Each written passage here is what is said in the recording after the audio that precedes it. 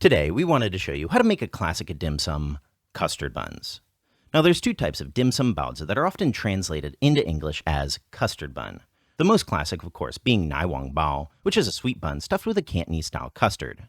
That said, over the last couple decades, a similar bun, which uses salty egg yolks, has gained popularity, and its characteristic gooiness certainly makes it easy on the camera. Both types are awesome, so we'll show you these two styles, but we personally prefer ours custardy, so let's get started making a Cantonese custard. Now, Cantonese custard is basically the same idea as Western-style custard.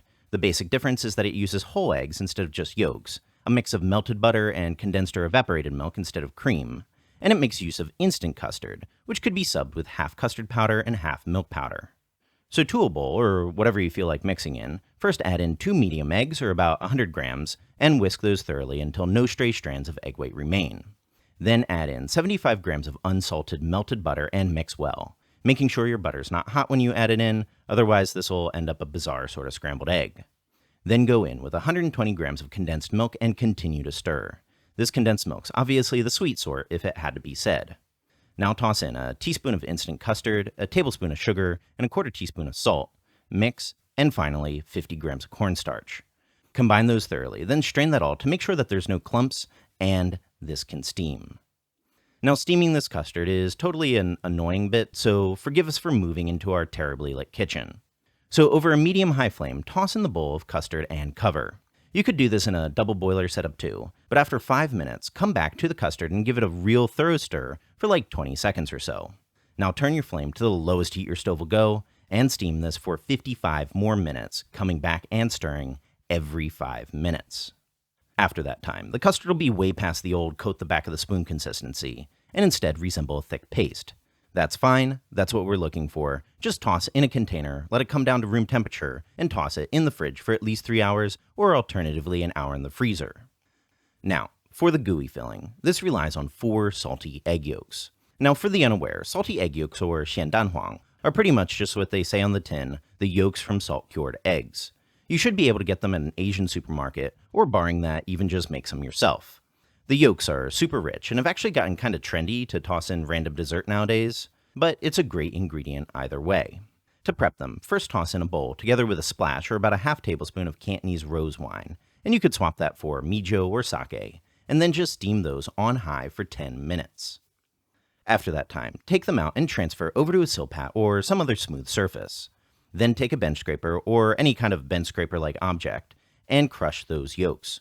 We're looking for this to resemble a smooth paste, so this will take a bit, about 3 or 4 minutes, and just take out any firm pieces that can't be crushed and, I don't know, eat them. And then with that, the salty egg yolks are prepped. For the rest of this filling, it's a lot of the usual suspects, just at altered ratios. But we'll also be using some coconut milk, though sometimes the first sort can also have that, and also we'll be adding in some milk powder together with the instant custard. The biggest difference here is that we're primarily thickening with gelatin in place of cornstarch. So in a small bowl with 130 grams of water, add in 5 grams of gelatin and mix well. It's helpful to whisk these together in advance in order to prevent clumping.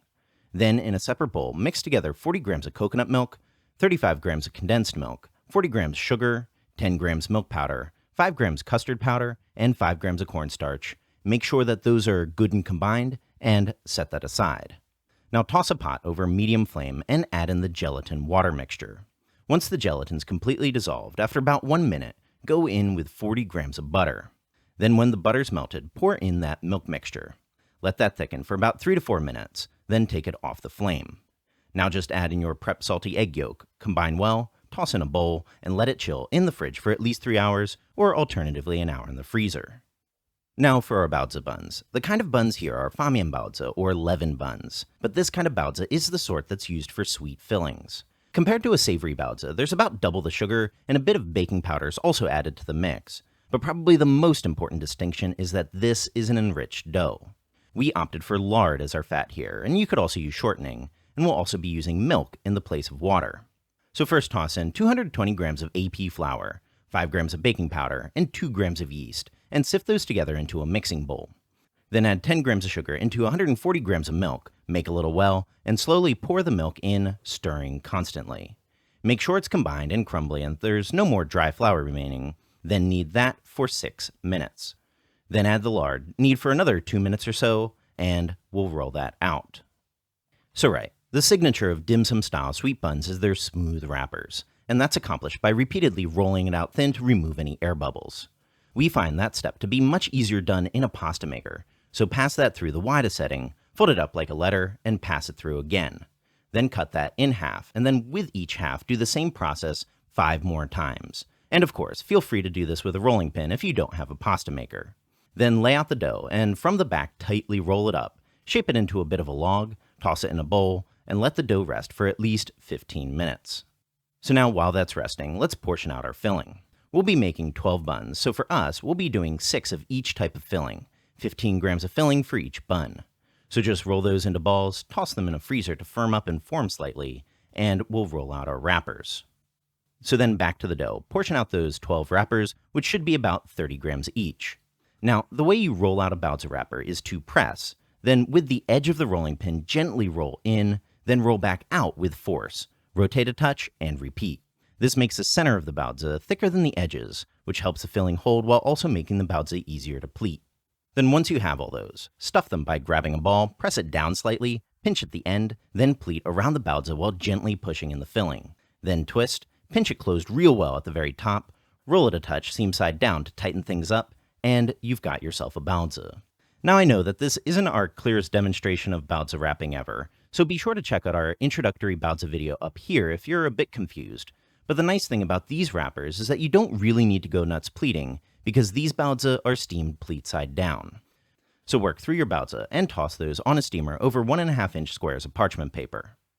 Now we'll proof those in our super dark kitchen again, over 28 centigrade water. So just toss the steamer in and let those rise for 15 minutes. Then after that proofing time, transfer the steamer over some boiling water and let those steam over medium-high flame for 8 minutes. 8 minutes later, shut off the flame. Let those sit over the hot water for another 3 minutes, and then your Baozi are done. Fluffy custard buns, whether you prefer the classic kind or the modern gooey sort. So the traditional filling is called Nai Huang Bao, which is what I grew up with.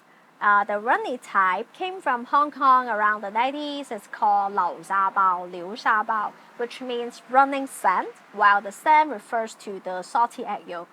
It's probably more often you will see that in dim sum nowadays, but both are great, both are my favorites. I really hope you can give it a try. So check out the Reddit link in the description box for a detailed recipe. A big thank you for everyone that's supporting us on Patreon, and of course, subscribe for more Chinese cooking videos.